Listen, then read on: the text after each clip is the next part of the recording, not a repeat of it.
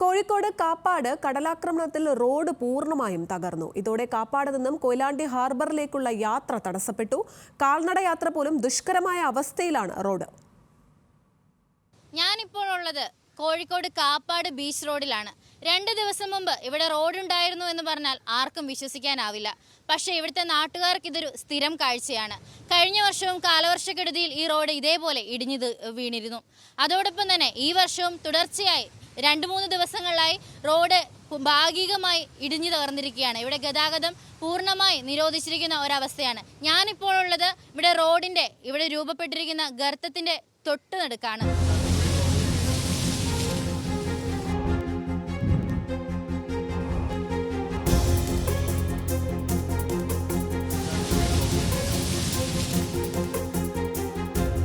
കഴിഞ്ഞ 3 ദിവസങ്ങളായി തുടരുന്ന ശക്തമായ കടൽക്ഷോഭത്തിൽ കാപ്പാട് തീരദേശ റോഡ് വീണ്ടും കടലെടുത്തു.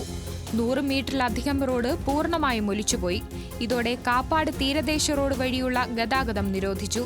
4 ദിവസം മുമ്പ് ബീച്ച് റോഡിലെ ഒരു ഭാഗത്ത് ഗർത്തം രൂപപ്പെട്ടിരുന്നു. കഴിഞ്ഞ കാലവർഷത്തിൽ കടലെടുത്ത അതേ സ്ഥലങ്ങളിലെ റോഡ് തന്നെയാണ് വീണ്ടും തകർന്നത്. ഇതിപ്പോൾ 4-5 വർഷം പോലായി ഇങ്ങനെ സ്ഥിരമായിട്ട് എല്ലാ വർഷവും ഈ സംഭവം നടക്കുന്നുണ്ട് ഇവിടെ.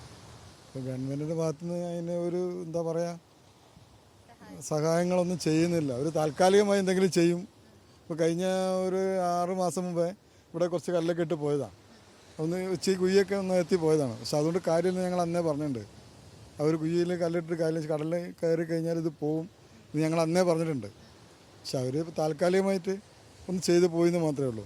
പക്ഷെ ഇതുകൊണ്ട് കാര്യമില്ല. എന്തായാലും ശരിക്കും നാട്ടുകാർക്ക് അങ്ങോട്ട് ടൗണിലേക്ക് പോകാൻ ഒക്കെയാണ് ഈ റോഡത്. ടൗണിൽ പോയി വരിക, പിന്നെ പണിക്ക് പോകുന്നവർ കൊയിലാണ്ടിയിലെ പണിക്ക് പോവുക. ഇവിടുന്ന് ഇവിടെ ഉള്ളവരൊക്കെ കൊയിലാണ്ടി പണിക്ക് പോവുക. അവരൊക്കെ ഈ വണ്ടിമേൽ ഇതിലേ ആണ് പോവുക. ഇപ്പോൾ ചുറ്റി വളഞ്ഞ് നമുക്ക് അപ്പുറത്ത് കൂടെ വരണം. ഇപ്പോൾ നമുക്ക് ചിലപ്പോൾ സമയത്ത് എത്താൻ പറ്റുന്നില്ല. അങ്ങനത്തെ ബുദ്ധിമുട്ടൊക്കെ നമുക്കുണ്ട്. കടലോരത്തെ റോഡിന്റെ പകുതി പോലും അവശേഷിക്കുന്നില്ല. അധികൃതർ സ്ഥലം സന്ദർശിച്ച് ഗതാഗതം നിരോധിച്ചതായി ബോർഡ് സ്ഥാപിച്ചു.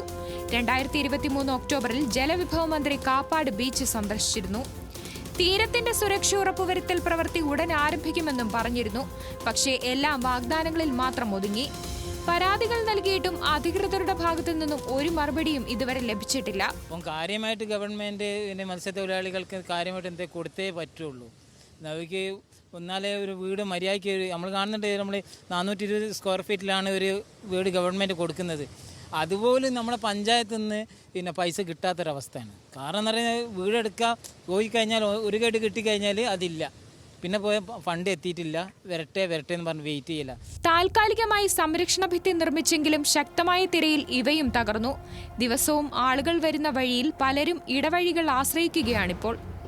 ഇരുചക്ര വാഹനങ്ങൾ ഇടവഴികളിൽ കൂടെ കടന്നുപോകും. പക്ഷേ മറ്റു യാത്രക്കാർക്ക് ചുറ്റിവളഞ്ഞ് ഏറെ ദൂരം സഞ്ചരിക്കേണ്ടി വരും. ഇടവഴിയിലെ യാത്രയിൽ അപകടങ്ങളുണ്ടാകുന്നതും സ്ഥിരം സംഭവമായി മാറി.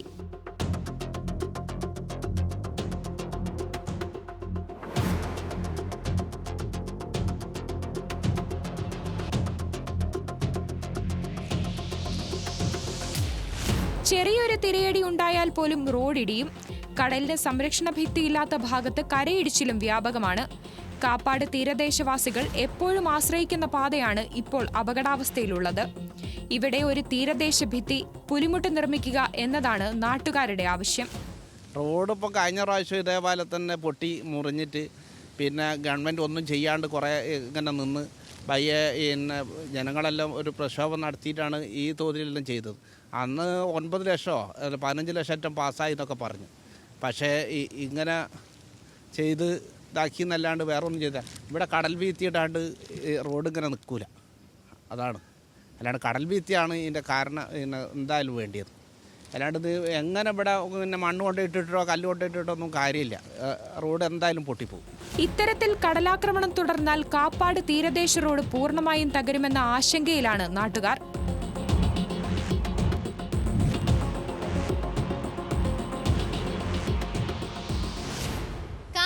കനക്കുന്നതോടെ തീരദേശ ജനതയുടെ കഷ്ടപ്പാടും ഏറി വരികയാണ്. വാഗ്ദാനങ്ങളിൽ മാത്രം ഒതുങ്ങുന്ന പദ്ധതികളാണ് ഇവിടെയൊക്കെ രൂപകൽപ്പന ചെയ്തിട്ടുള്ളത്. കാപ്പാട് റോഡിലെ കുഴികൾക്കിടയിൽ നിന്നും ക്യാമറാമാൻ അതീന്ദർ ജിത്തുവിനോടൊപ്പം ലിനറ്റ് വർഗീസ്, ന്യൂസ് മലയാളം, കോഴിക്കോട്.